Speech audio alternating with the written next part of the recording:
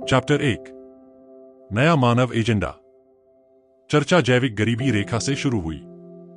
मनुष्य बहुत तेजी से विकसित हो रहा है। पुराने समय में जो मुद्दा हुआ करता था उस पर आज विचार भी नहीं किया जा रहा है।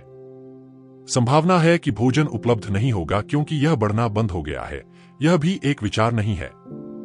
समस्या तभी पैदा होती है जब कोई मानव सत्ता दूसरों से चीजों को दूर रखना चाहती है। इस संदर्भ में अदृश्य आर्मडा और महत्वपूर्ण है। कभी नाजुक मानव जिसे बहुत ही मामूली बैक्टीरिया और वायरस द्वारा मौत के घाट उतार दिया गया था, ने बेहतर स्थिति हासिल करना शुरू कर दिया है। बैक्टीरिया और वायरस अब एंटीबायोटिक दवाओं द्वारा उन पर लाए गए विनाश का सामना करते हैं। जबकि विज्ञान बेहतर लड़ाकू निकायों को बनाने के लिए आगे विकसित हो रहा है, केवल कुछ ही महसूस करते हैं कि युद्ध की स्थितियों में पूरे राष्ट्रों का सफाया करने के लिए एक ही संक्रामक रोगाणु का उपयोग किया जा सकता है। समय इतना बदल गया है कि कानून तोड़ना और युद्ध शुरू करना अब प्रयास के लायक नहीं माना जाता है। चीजें जो पहले एक युद्धोन्माद के लिए उत्तेजक अब गिनती नहीं है। लोग केवल शांति से रहना चाहते हैं ताकि वे अपने जीवन में और अधिक हासिल कर सकें। विज्ञान निश्चित रूप से आगे बढ़ रहा है। जबकि यह संक्रमण और बीमारियों के बावजूद लोगों को जीवित रखने के बारे में चिंता करता था, अब इसने मानव को लंबे समय तक सक्रिय रखने के बारे में चिंता करना शुरू कर दिया है। इसलिए युवा मानव अंततः एक ऐसी स्थिति प्राप्त करेगा जहां जीवन लंबा और अधिक उत्पादक होगा। खुशी अपने आप में एक संघर्ष है, और यह दूसरी बात हो सकती है कि नए वैज्ञानिक विश्व स्तर पर स्पष्ट करने की कोशिश करेंगे। खुशी के लिए संघर्ष सभी मनुष्यों के लिए अधिक महत्वपूर्ण है, लेकिन इस आवश्यकता का उत्तर क्या होगा यह अभी भी एक रहस्य है। होमो सेपियंस विकसित हो रहा है, और इस विकास को भविष्य में विज्ञान विशेषज्ञों द्वारा और अधिक मजबूर किया जाएगा, क्योंकि वे यह सुनिश्चित करेंगे कि केवल सबसे अच्छे मानव अंग ही रहे और शेष मानव मशीनों के साथ लय में आए। भविष्य में एक अधिक परिपूर्ण मानव शामिल होगा, या मानव एक देवता में परिवर्तित हो जाएगा, क्योंकि यह अपनी समस्याओं को हल करना जारी रखता है। वैज्ञानिक खोजों से प्रगति का सचमुच कोई अंत नहीं है, जो अगले वर्षों और दशकों में आने की उम्मीद है। जिज्ञासा ने एक ऐसी स्थिति को जन्म दिया है जहां खोजों को एक चीज की ओर निर्देशित किया जाता है और फिर भी एक और लाभकारी चीज पाई जाती है और परिणामस्वरूप उसी उद्देश्य के लिए उपयोग की जाती है। ज्ञान के मूल्य में लगातार उतार चढ़ाव हो रहा है। लोगों के पास ज्ञान होने पर शक्ति होती है, लेकिन चूंकि वर्तमान ज्ञान प्रकाश की गति से मनुष्य के रूप में आ रहा है, इसलिए ज्ञान का दायरा सीमित होता जा रहा है कि उक्त ज्ञान का क्या और कहां उपयोग किया जा सकता है। अतीत आसानी से किसी स्थान के भविष्य को, किसी घटना या विषय को निर्धारित कर सकता है, और यह पूरी तरह से उक्त विषय पर निर्भर है कि वह उस अतीत को पहचाने या रास्ते में कुछ नया करे। इस क्षण तक पुस्तक में चर्चा किए गए लाभ कुछ ऐसे हैं जो वास्तव में घूम सकते हैं और स्वयं मनुष्यों पर उल्टा पड़ सकते हैं, क्योंकि वे वास्तव में उन चीजों के सभी संभावित परिणामों का अनुमान नहीं लगा सकते हैं जो वे निरंतर आविष्कारों के माध्यम से पेश करते रहते हैं। Chapter 2 anthropocene. जबकि वर्तमान युग को सही ढंग से होलोसीन कहा जा सकता है, इस अवधि के संगठन पर मनुष्यों के प्रभाव के कारण इस अवधि को एंथ्रोपोसीन के रूप में मानना सबसे अच्छा होगा। मनुष्य प्राकृतिक आपदाओं से सीमित हो गया है। दूसरी ओर जानवरों को मानव की आदतों के परिणामस्वरूप सीमित कर दिया गया है। मनुष्यों पर दोषी ठहराए गए जानवरों की संख्या में परिवर्तन बस यही है। मनुष्यों ने अपने भोलेपन के साथ काम किया है और ग्रह को उसके वर्तमान स्वरूप में छोड़ दिया है। मनुष्य पिछले समय में जानवरों के साथ अधिक धुन में थे, जो एक पूरी तरह से आश्चर्यजनक रहस्योद्घाटन है, क्योंकि वर्तमान मानव केवल आर्थिक प्रगति की परवाह करता है और परवाह नहीं करता है कि वह कुछ अन्य जानवरों को नष्ट करने के लिए जीवमंडल को नकारात्मक रूप से प्रभावित करता है और प्रभावित करता है। दिलचस्प बात यह है कि लेखक ने माना कि यह बाइबल के माध्यम से है कि कोई सीखता है कि जानवरों का मतलब मनुष्यों का कोई अच्छा मतलब नहीं है, यानी सांप के कृत्यों की व्याख्या। कृषि क्रांति के साथ मनुष्य विकसित हुआ है और फिर भी उनकी जरूरतें समान है। इसी तरह आधुनिक पुरुषों की जरूरतों को पूरा करने के लिए जानवरों को भी काफी बदल दिया गया है, लेकिन उनकी भी वही जरूरतें हैं। हालांकि अलग अलग प्राणियों की मनोवैज्ञानिक रूप से समान आवश्यकताएं हैं और उन्हें उस प्रकार का ध्यान नहीं दिया जा रहा है जिसकी उन्हें आवश्यकता है। मनुष्य की आवश्यकता उनके अस्तित्व को संचालित करती है। यह इस कथन को जन्म देता है कि जीव एल्गोरिदम है। पशु औसत इंसान के रूप में मनोवैज्ञानिक रूप से विकसित होते हैं। जंगली जानवरों और मनुष्यों के बीच अंतर ज्यादा नहीं है, क्योंकि दोनों हार्मोनल मेकअप साझा करते हैं जो उन्हें कुछ चीजें करने के लिए प्रेरित करता है। जन्म का चमत्कार और माता पिता के साथ बाद का लगाव उन विशेषताओं में से एक है जिन पर सबसे अधिक प्रयोग किया जाता है। मनुष्यों की घातक क्रियाएं हालांकि यह सुनिश्चित करती हैं कि माता पिता और संतान अलग रहें। मनुष्यों ने समय के साथ उन चीजों के बीच अंतर करना सीख लिया है जिन्हें वे नियंत्रित कर सकते हैं और जिन चीजों को वे प्राकृतिक पारिस्थितिकी तंत्र के भीतर नियंत्रित नहीं कर सकते हैं। इसलिए कृषि सौदा मूल रूप से सीमित नियंत्रण है कि मनुष्य विशिष्ट प्राणियों पर खुद को शासक मानते हुए नियोजित करते हैं। जिन मनुष्यों ने अब तक अपने पक्ष में पारिस्थितिकी तंत्र को नष्ट कर दिया है, वे घटनाओं के एक और मोड़ का सामना करने जा रहे हैं। जबकि अतीत ने दिखाया कि कैसे जानवरों को मनुष्यों की बुराइयों के अधीन किया गया है, भविष्य कुछ ऐसा है जो स्वयं मनुष्यों के मूल्य को कम करने वाला है। चैप्टर 3, मानव चिंगारी। चार्ल्स डार्विन तस्वीर में आता है। वैज्ञानिक और धार्मिक दोनों गुटों के सिद्धांतों के लिए एक खतरा चल रहा है। ये दर्शाते हैं कि डार्विन का विकासवाद का सिद्धांत सच है या नहीं, या मनुष्य बाइबल में बताए गए अनुसार प्रकट हुए हैं या नहीं। एक और सवाल यह है कि क्या आत्मा ने अचानक खुद को स्पष्ट कर दिया या यह हमेशा वहां था? स्टॉक एक्सचेंज में चेतना का अभाव है और इसके पीछे एक कारण है। मशीनें और इंसान अलग हैं और इसलिए इंसान और जानवर भी अलग हैं। जबकि मनुष्य के पास मन होता है, जानवर के पास उसी तरह का दिमाग नहीं होता है। दूसरी ओर मशीन मानव मन के मनोविज्ञान के लिए जिम्मेदार नहीं हो सकती है क्योंकि इसमें कोई भावनाएं नहीं है। जीवन का समीकरण महत्व रखता है। यह काफी आसान है और साथ ही जीवन कैसे काम करता है, इस पर अपना मन बनाना वास्तव में कठिन है। एक बिंदु पर मानव जानता है कि शरीर एक निश्चित तरीके से काम करता है और चक्र घटना में परिणाम देता है, लेकिन यह क्या कहता है कि परिणाम अभी तक बदलना बाकी है।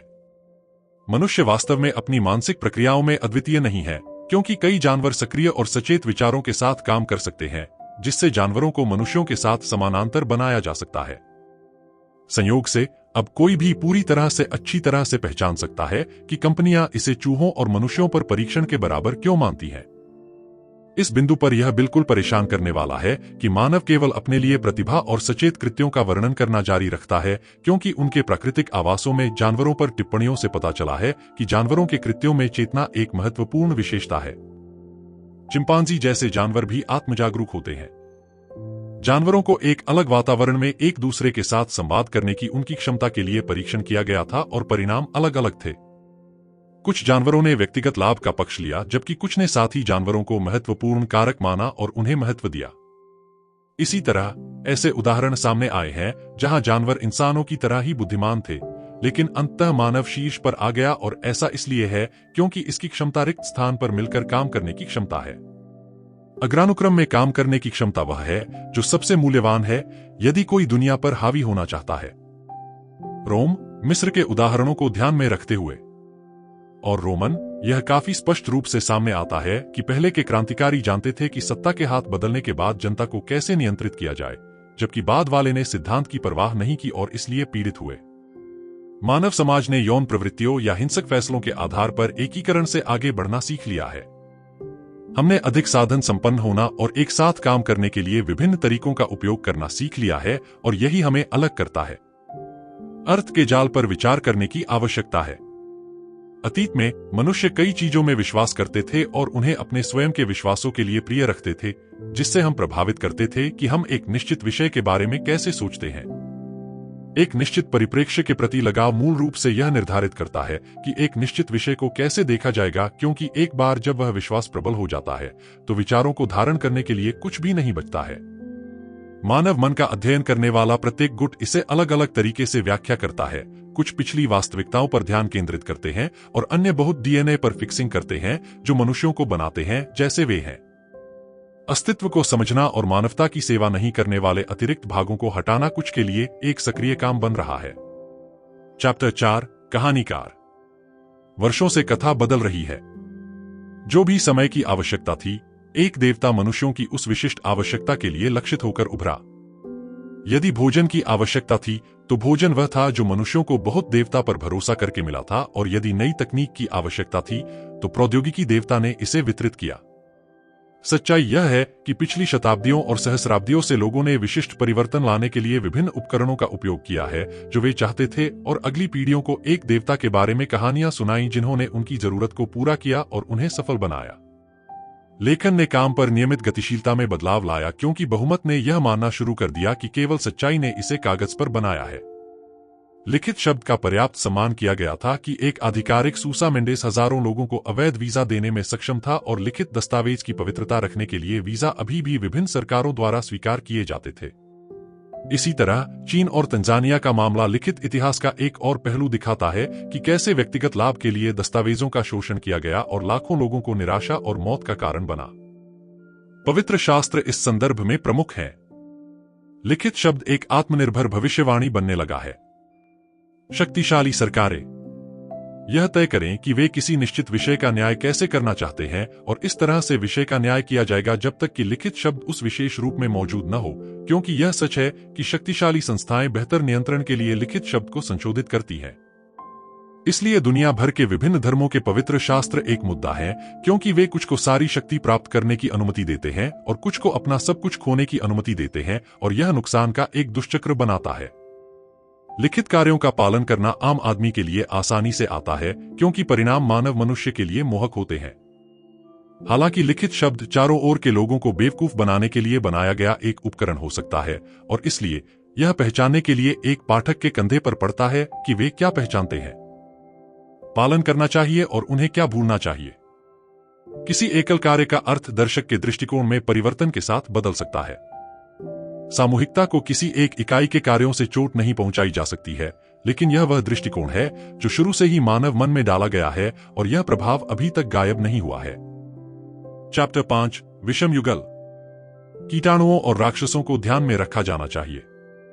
एक पूरे की संभावना में सामूहिक विश्वास मानव द्वारा ही नहीं बल्कि एक रहस्यमय शक्ति द्वारा बनाया गया है।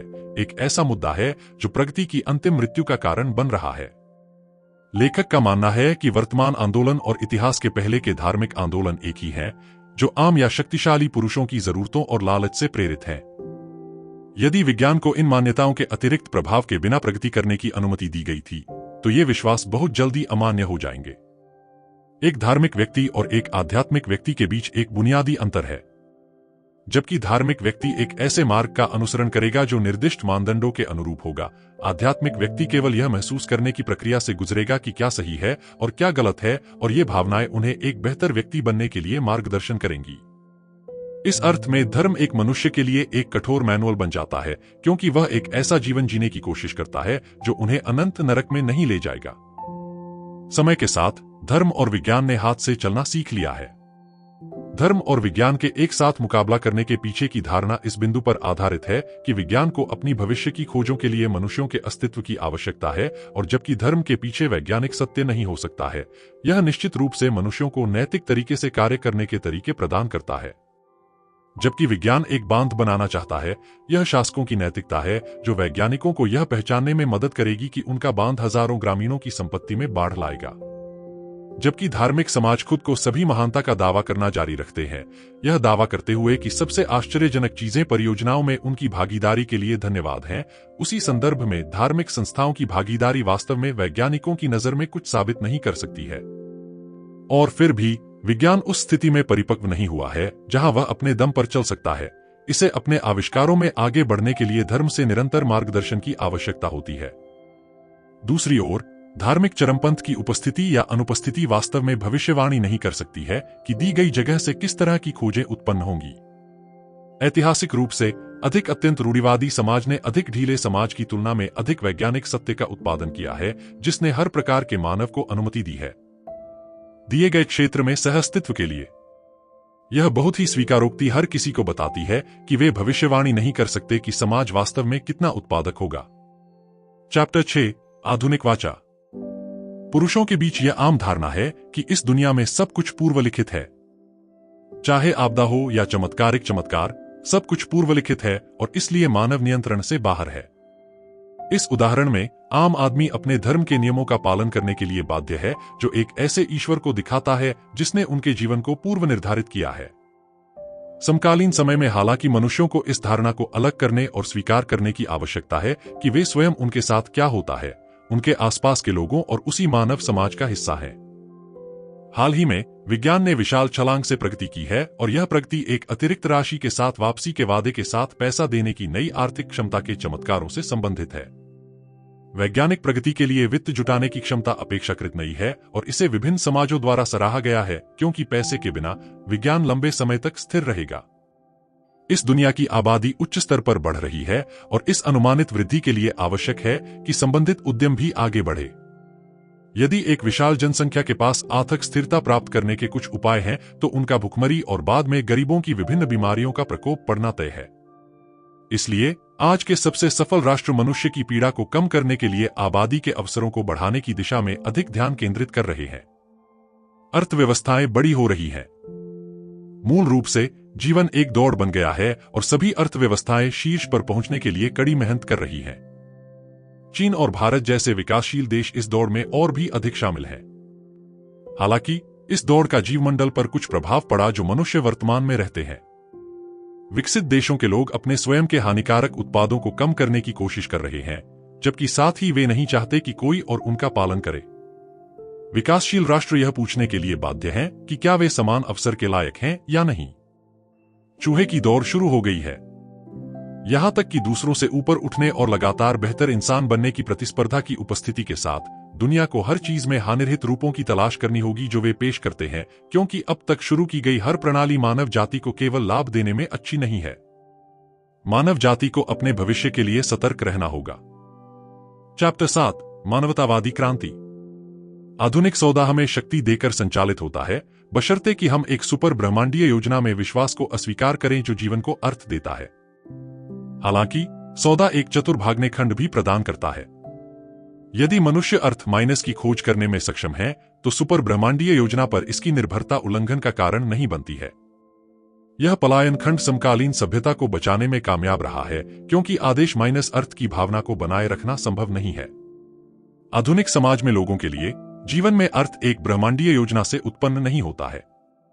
अर्थ और कानून के बिना जीवन का इलाज मानवतावाद द्वारा पेश किया गया है, एक हठधर्मिता जिसने पिछली शताब्दियों के दौरान ग्रह पर क्रांति ला दी है और नियंत्रण कर लिया है। जहां तक इस मानवतावादी धर्म का संबंध है, यह मानवता के लिए समर्पित है और इसमें मानवता को ईश्वर की भूमिका के स्थान पर रखने की आवश्यकता है। धर्म के लिए आवश्यक है कि हम एक प्राचीन पाठ के शासन को स्वीकार करें जहां तक हमारे कार्य जाते हैं। आधुनिकतावाद इस बात को रेखांकित करता है कि मनुष्य अर्थ के पीछे वास्तविक कारण है और उनकी स्वतंत्र इच्छा बाकी सब चीजों पर पूर्वता लेती है। इसलिए हमें इस बात पर ध्यान देने की आवश्यकता है कि हम क्या चाहते हैं और हमारे अलावा किसी अन्य व्यक्ति के बजाय हम कैसा महसूस करते हैं। 5 कथन इस बात पर प्रकाश डालते हैं कि मानवतावाद क्या है। मानवतावादी राजनीति के संदर्भ में मतदाता के पास अंतिम ज्ञान है और वह सबसे अच्छा निर्णय लेता है। मानवतावादी अर्थशास्त्र के संदर्भ में ग्राहक को हर समय सही माना जाता है। जहां तक मानवतावादी सौंदर्य शास्त्र की बात है, यह देखने वाले पर निर्भर करता है कि वह किसी चीज की सुंदरता तय करे। मानवतावादी नैतिकता इस बात को रेखांकित करती है कि व्यक्ति को वही करना चाहिए जो उसे बहुत अच्छा लगे, और मानवतावादी शिक्षा व्यक्ति को अपने लिए सोचना सिखाती है। प्राचीन ग्रंथों में क्या कहा गया है, यह जानने में कुछ भी गलत नहीं है, लेकिन हम मानवतावाद में शक्ति और अर्थ के प्रमुख स्रोत के रूप में कार्य करते हैं। मध्य युग में सौंदर्य शास्त्र, नैतिकता और राजनीति का स्रोत भगवान था। आज पश्चिम में भगवान एक अमूर्त धारणा बन गया है। इसके अलावा मानवतावाद के पास अधिकार का एक नया स्रोत है और प्राधिकरण का मूल्यांकन करने और वास्तविक ज्ञान प्राप्त करने के लिए एक नवीन तकनीक है। मध्ययुगीन यूरोप में ज्ञान का मुख्य सूत्र शास्त्र एक्स तर्क ज्ञान था। वैज्ञानिक सूत्र अनुभवजन्य डेटा एक्स गणित ज्ञान था। हालांकि मानवतावाद द्वारा ज्ञान के लिए पेश किया गया सूत्र अनुभव एक्स संवेदनशीलता ज्ञान है। मानव अनुभव आज अस्तित्व में एक केंद्रीय स्थान प्राप्त करता है। यह सब उदारवाद के कारण संभव हुआ है। हालांकि भले ही उदारवाद ने मानवतावादी धर्म युद्धों में जीत का स्वाद चखा हो, लेकिन इसकी सफलता इसके पतन का कारण भी बन सकती है। जब दुनिया कृत्रिम बुद्धिमत्ता और जेनेटिक इंजीनियरिंग की पूरी क्षमता को देखने में सक्षम है, तो मुक्त बाजार, उदारवाद और लोकतंत्र पुराना हो सकता है। वर्तमान शताब्दी में मनुष्य एक दिव्य, आनंदमय और अमर अवस्था प्राप्त करने का प्रयास करेगा। हालांकि यह उदार मानवतावाद की नींव को हिला देगा। आर्टिफिशियल इंटेलिजेंस मानव बुद्धि से परे जाने के लिए तैयार है। चैप्टर 8 प्रयोगशाला में टाइम बम। उदारवाद स्वतंत्र इच्छा के लिए एक बड़ी मात्रा में महत्व प्रदान करता है और हमें अपनी भावनाओं और दिल को ध्यान में रखना सिखाता है, जो एक महान भावना की ओर जाता है। यह मानते हुए कि मनुष्यों के पास स्वतंत्र इच्छा है, एक नैतिक निर्णय के बजाय ग्रह का एक सच्चा खाता है। हालांकि यह जीवन विज्ञान के अनुरूप काम नहीं करता है। स्वतंत्र इच्छा और आधुनिक विज्ञान एक दूसरे से सहमत नहीं है। यदि स्वतंत्र इच्छा कार्य करने और हमारी इच्छाओं का जवाब देने की हमारी क्षमता को संदर्भित करती है, तो यह सच है। एक सवाल उठता है कि क्या हम अपनी इच्छाओं का चयन कर सकते हैं? विज्ञान के अनुसार हम केवल अपनी इच्छाओं को चुनने के बजाय महसूस कर सकते हैं और उसके अनुसार कार्रवाई कर सकते हैं। इस संदर्भ में ट्रांसक्रैनियल उत्तेजक का उदाहरण महत्वपूर्ण हो जाता है। यदि तकनीक मस्तिष्क के विद्युत पैटर्न पर प्रभाव छोड़ने के लिए अन्य तकनीकों को ढूंढती है, तो इससे मानव सभ्यता और लोगों पर अनंत प्रभाव पड़ सकते हैं। विज्ञान स्वतंत्र इच्छा और व्यक्तिवाद के संबंध में उदारवाद से जुड़ी दोनों मान्यताओं पर सवाल उठाता है। हाल के पिछले दशकों में जीवन विज्ञान इस निष्कर्ष पर पहुंचा है कि भले ही उदारवाद हमारे व्यक्तित्वों को एकमात्र और व्यक्तिगत स्वयं मानता है, जिसकी एक आवाज है, यह सच नहीं है और हमारा आंतरिक अस्तित्व टकराव की आवाजों से बना है। इनमें से कोई भी हमारा सच्चा स्व नहीं है। हम व्यक्तियों के बजाय विभाजनकारी हैं। मानव मस्तिष्क के दोनों गोलार्धों में दूसरों के अलावा संज्ञानात्मक और भावनात्मक भिन्नताएं हैं। आत्म परिवर्तनों का हमारा वर्णन हमारे अनुभवों की स्मृति बच्चे के जन्म के उदाहरण से स्पष्ट है। स्वयं का वर्णन महिलाओं को अनुभव से जुड़ी भयावहता और दर्द को भूल जाता है और इसे एक सुखद अंत देता है। वर्णन और अनुभव स्वयं पूरी तरह से अलग होने के बजाय परस्पर जुड़े हुए हैं। हम अपने वर्णन स्वयं के साथ अधिक जुड़ते हैं और यह उदार विश्वास पैदा करता है कि हम व्यक्ति हैं और एक स्पष्ट और निरंतर आंतरिक आवाज है जो पूरी दुनिया को अर्थ देती है। इसलिए उदारवाद को जो चुनौती देता है वह दार्शनिक धारणा है कि कोई स्वतंत्र व्यक्ति मौजूद नहीं है और ठोस प्रौद्योगिकियां हैं। भविष्य में ढांचे, उपकरण और उपकरणों का उद्भव होता है जो मनुष्यों के व्यक्तियों और उनकी स्वतंत्र इच्छा के विचार की अनुमति नहीं देते हैं। Chapter 9, the great decoupling. चूंकि हाल के इतिहास में वैज्ञानिक निष्कर्षों ने उदारवादी दर्शन पर सवाल उठाया है, इसलिए यह इन निष्कर्षों से उत्पन्न व्यावहारिक निहितार्थों की जांच करने की आवश्यकता को जन्म देता है। उदारवादी मुक्त बाजार और लोकतंत्र को वास्तव में महत्वपूर्ण मानते हैं क्योंकि वे प्रत्येक इंसान को एक विशिष्ट रूप से कीमती व्यक्ति मानते हैं। आने वाले समय में 3 व्यावहारिक घटनाक्रम इस विश्वास को पुराना कर सकते हैं। पहला रेखांकित करता है कि मनुष्य अपने सैन्य और आर्थिक मूल्य को खो देंगे। इससे राजनीतिक और आर्थिक व्यवस्था मनुष्यों को कोई मूल्य नहीं मानेगी। इस तरह के दूसरे व्यावहारिक विकास में अलग अलग व्यक्तियों के बजाय एक संयुक्त इकाई के रूप में मानव में मूल्य की खोज करने वाली प्रणाली शामिल होगी। इसके अलावा तीसरा व्यावहारिक विकास कुछ विशिष्ट व्यक्तियों में मूल्य की खोज करने वाली प्रणाली होगी। हालांकि इन व्यक्तियों में जनता के बजाय उन्नत सुपरह्यूमन्स का एक नया अनन्य समूह शामिल होगा। आने वाले समय में अर्थशास्त्र में एक बहुत महत्वपूर्ण प्रश्न यह पूछेगा कि अनावश्यक लोगों के साथ क्या कार्रवाई की जाए। यह एक क्वेरी में तब्दील हो जाता है। जागरूक मनुष्य क्या करेंगे जब गैरस्चित एल्गोरिदम जो बेहद बुद्धिमान है दिखाई देते हैं, जो उनसे लगभग किसी भी चीज में बेहतर है। यह धारणा कि मनुष्य के पास हमेशा गैरस्चित एल्गोरिदम की सीमा को पार करने की एक अलग क्षमता होगी, एक सपना है जिसका उत्तर वैज्ञानिक रूप से 3 सीधे सिद्धांतों के रूप में दिया जा सकता है। पहला यह दर्शाता है कि जीव एल्गोरिदम होते हैं। प्रत्येक जानवर, होमो सेपियंस को शामिल करने के साथ, लाखों विकासवादी वर्षों में प्राकृतिक चयन द्वारा ढाले गए कार्बनिक एल्गोरिदम के संग्रह द्वारा बनता है। दूसरा इस बात पर प्रकाश डालता है कि कैलकुलेटर बनाने वाली सामग्री एल्गोरिथम गणना पर प्रभाव नहीं छोड़ती है। प्लास्टिक, लोहे या लकड़ी द्वारा एक अबेकस बनने के बावजूद 2+2 मोती 4 मोतियों की ओर ले जाते हैं। इसलिए तीसरा इस बात पर जोर देता है कि यह विश्वास करना कि कार्बनिक एल्गोरिदम वह कर सकते हैं जो गैर कार्बनिक एल्गोरिदम कभी भी मिरर करने या उससे अधिक करने में सक्षम नहीं होंगे। व्यक्तिवाद में उदारवादी विश्वास 3 अनुमानों में अपना आधार रखता है कि मैं एक इंडिविडुअल हूं, यानी मेरे पास उस तरह का विलक्षण क्रूक्स है जिसे घटकों में विभाजित नहीं किया जा सकता है। मेरे प्रामाणिक आत्म में पूर्ण स्वतंत्रता है और मुझे अपने बारे में ज्ञान हो सकता है कि कोई और नहीं पा सकता है, क्योंकि केवल मैं देख सकता हूं। मेरे आंतरिक मुक्त स्थान के अंदर यह रेखांकित करता है कि मैं किसी और पर विश्वास नहीं कर सकता कि वह मेरे लिए चुने। जीवन विज्ञान उपरोक्त 3 अनुमानों पर सवाल उठाता है। सबसे पहले, जीव एल्गोरिदम है और व्यक्ति होने के बजाय मनुष्य विभाजक है। इसका मतलब यह है कि मनुष्यों के पास एक भी आंतरिक आवाज नहीं है और इसके बजाय कई अलग अलग एल्गोरिदम का संग्रह है। दूसरे, एल्गोरिदम जो मानव बनाते हैं उन्हें स्वतंत्रता नहीं है। ये एल्गोरिदम पर्यावरणीय तनाव और जीन द्वारा बनाए जाते हैं और उनके निर्णय स्वतंत्र रूप से बजाय मनमाने ढंग से या नियतात्मक रूप से लिए जाते हैं। तीसरा, एक बाहरी एल्गोरिथ्म सिद्धांत रूप में किसी व्यक्ति को उससे बेहतर जान सकता है जितना व्यक्ति खुद को जान सकता है। एल्गोरिथ्म किसी व्यक्ति के सभी पहलुओं को प्रतिस्थापित कर सकता है, यानी देखने वाला, ग्राहक और मतदाता। चैप्टर 10 चेतना का महासागर। अनुसंधान प्रयोगशालाएं वह स्थान हैं जो नए धर्मों को जन्म देंगी। सिलिकॉन वैली इस संदर्भ में अंतिम केंद्र होगा।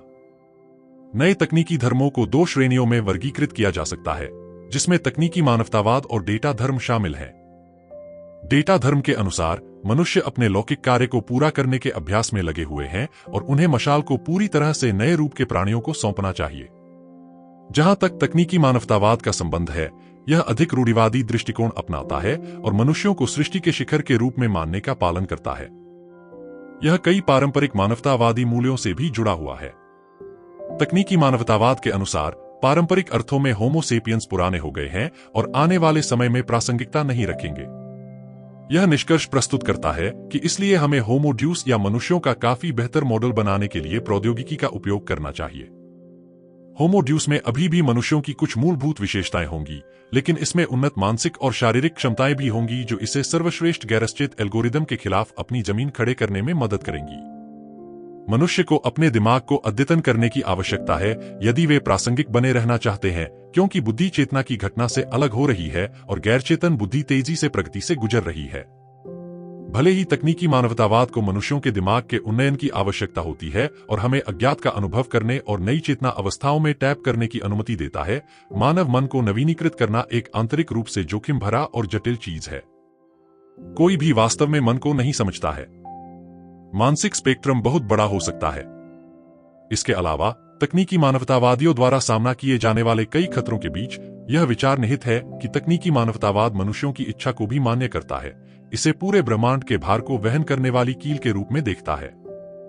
मानवतावाद के लिए हमें अपनी आंतरिक आवाज को पहचानने और उसके आदेशों का पालन करने की आवश्यकता है, चाहे कितनी भी कठिनाइयां क्यों न हो, जबकि तकनीकी प्रगति अलग तरह से संचालित होती है। अपने भीतर के स्वयं को सुनने के बजाय यह चाहता है कि हम उन्हें नियंत्रित करें। तकनीकी मानवतावाद एक असंभव स्थिति का सामना करता है।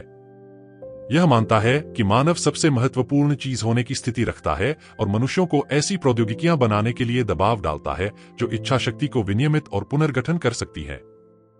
हालांकि अगर मनुष्य इस तरह के नियंत्रण को पूरा करते हैं, तकनीकी मानवतावाद इसे संभालने में सक्षम नहीं होगा, क्योंकि प्रौद्योगिकियों के इस रूप को संभाला नहीं जा सकता है यदि रेखांकित विश्वास यह है कि मानव अनुभव और इच्छा अर्थ और अधिकार की अत्यंत जड़ें हैं। इसलिए एक अधिक साहसी तकनीकी धर्म का उद्देश्य मानवतावादी संबंध को पूरी तरह से काटना है। इस धर्म में जानकारी अनुभवों और इच्छाओं को अधिकार और अर्थ की जड़ के रूप में प्रतिस्थापित करेगी। संक्षेप में, डेटावाद मनुष्यों या भगवान के बजाय डेटा के लिए समर्पित है। चैप्टर 11 डेटा धर्म। डेटावाद के अनुसार ब्रह्मांड डेटा प्रवाह से बना है और डेटा प्रोसेसिंग में एक प्राणी या घटना क्या योगदान देती है। 2 वैज्ञानिक बदलते ज्वार ने डेटावाद को जन्म दिया। सबसे पहले जीवन विज्ञान जैव रासायनिक एल्गोरिदम के रूप में जीवों पर विचार कर रहा है। दूसरे कंप्यूटर वैज्ञानिक उच्च स्तर की जटिलता के साथ इंजीनियरिंग इलेक्ट्रॉनिक एल्गोरिदम में सफल रहे हैं। डेटावाद दोनों को जोड़ता है और रेखांकित करता है कि समान कानूनों को इलेक्ट्रॉनिक और जैव रासायनिक एल्गोरिदम पर लागू किया जा सकता है। डेटावाद आगे इस तरह से कार्य करता है कि यह मशीनों और जानवरों के बीच की सीमा को नष्ट कर देता है और इलेक्ट्रॉनिक एल्गोरिदम से धीरे धीरे एल्गोरिदम के जैव रासायनिक रूपों को डिक्रिप्ट और आउटक्लास करने की उम्मीदें रखता है। डेटावाद ग्राहकों, व्यवसायियों और राजनेताओं को अग्रणी प्रौद्योगिकियां और बेजोड़ शक्तियां प्रदान करता है। यह आगे बुद्धिजीवियों और विद्वानों को उस तरह की वैज्ञानिक क्रांति की पेशकश करने का वादा करता है जो कभी संभव नहीं हुआ है, यानी एक सर्वव्यापी सिद्धांत जो हर वैज्ञानिक अनुशासन को जोड़ता है। डेटावाद आगे इस परिप्रेक्ष्य को प्रदर्शित करता है कि मनुष्य विशाल डेटा प्रवाह से निपट नहीं सकता है और इसलिए डेटा को सूचना में परिवर्तित नहीं कर सकता है। इसलिए डेटा प्रोसेसिंग को इलेक्ट्रॉनिक एल्गोरिदम को सौंप दिया जाना चाहिए जिनकी क्षमताएं मानव मस्तिष्क से अधिक हैं। आज 3 परस्पर जुड़ी प्रक्रियाएं हर दूसरे मुद्दे और विकास की देखरेख करती हैं। विज्ञान एक ऐसे सिद्धांत पर एकजुट हो रहा है जो सब कुछ निगल लेता है। यह इस बात पर प्रकाश डालता है कि जीव एल्गोरिदम होते हैं और जीवन डेटा प्रोसेसिंग के बराबर होता है। बुद्धि चेतना की घटना से अलग हो रही है। इसके अलावा एल्गोरिदम जो गैर जागरूक हैं लेकिन बेहद बुद्धिमान हैं, जल्द ही हमारे बारे में अधिक जानकार बन सकते हैं। ये प्रक्रियाएं 3 मुख्य प्रश्न पैदा करती हैं। पहला पूछता है कि क्या जीव सिर्फ एल्गोरिदम है और क्या जीवन वास्तविकता में सिर्फ डेटा प्रोसेसिंग है। दूसरा प्रश्न यह है कि चेतना और बुद्धि का कौन सा मूल्य अधिक है। तीसरा पूछता है कि दिन प्रतिदिन के अस्तित्व, राजनीति और समाज का क्या होगा जब गैरसचेत लेकिन बेहद बुद्धिमान एल्गोरिदम हमारे बारे में अधिक ज्ञान रखते हैं जितना हमारे पास है।